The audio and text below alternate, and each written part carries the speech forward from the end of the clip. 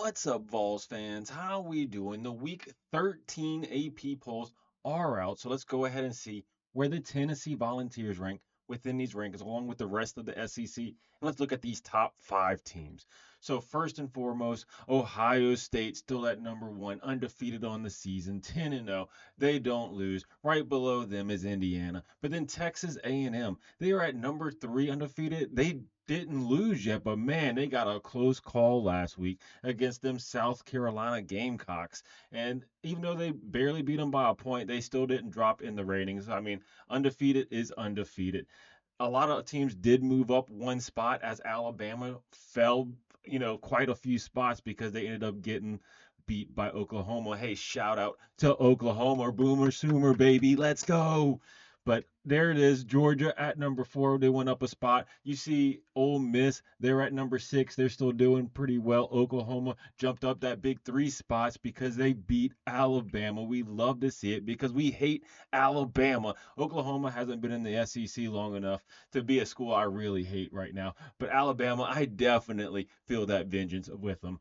But then Notre Dame is right below them. They're at number nine. Didn't move. They don't really play anybody. I mean, they lost to their only two real ranked schools this season. I know they got a couple ranked wins on the season, but these teams that they beat that were ranked just got ranked the week they went to play them. I'm talking USC earlier in the season. They just jumped up to 20, got beat, got knocked right back down. Now Pitt, they just jumped up to 22, got beat, jumped right back down. So these ranked wins they got, I mean, they just became ranked when they beat them. But I guess a ranked win still a ranked win. But Notre Dame, they're just going to float their way through the season because they don't play anybody. Alabama, here they are. They fell a big whopping 6 slots because of that loss to Oklahoma. But a few below them, we see Vanderbilt. It's the big surprise of the season. They're doing really good this year. They only got a couple losses on the season, Alabama and Texas. But here they are at 8-2. We got to verse them in a couple weeks. We got to verse them in a couple weeks. So we got to be prepared for Vandy because we only got 2 games left.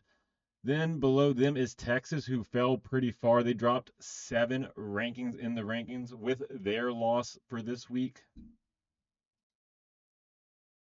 Who did lose to?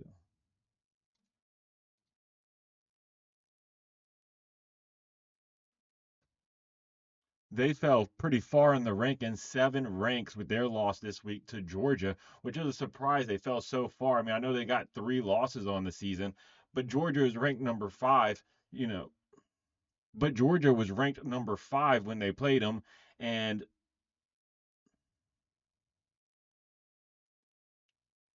Georgia was ranked number five when they played them, and dropping 7 slots is pretty far in these rankings. But they are 7-3. They're probably not going to make the playoffs, even if they win out. Remember, no school has made the college football playoffs yet with 3 losses on the season. And speaking of that, here we are at number 20. We're talking these Tennessee Volunteers. 3 losses on the season. We're basically out of playoff contention. We got to verse the Gators, and then Vanderbilt. Now, if we lose to any one of these teams, we definitely don't have a shot. We're going to be playing in like the Duke's Mayo Bowl or something like that, some unheard of bowl that no one cares about. But here we are at 7-3. I mean, it would be insane for us to make the playoffs. We would have to win out, and all these top schools above us would have to lose in these final couple weeks of the season. Then Missouri is sitting here at 22 at 7-3, another 3-loss school in the SEC, and that wraps it up for all the SEC schools in the top 25. But let me know how you think about these rankings down in the comments below. Don't forget to like and subscribe to the What's Nation, and as always, let's go Vols, baby.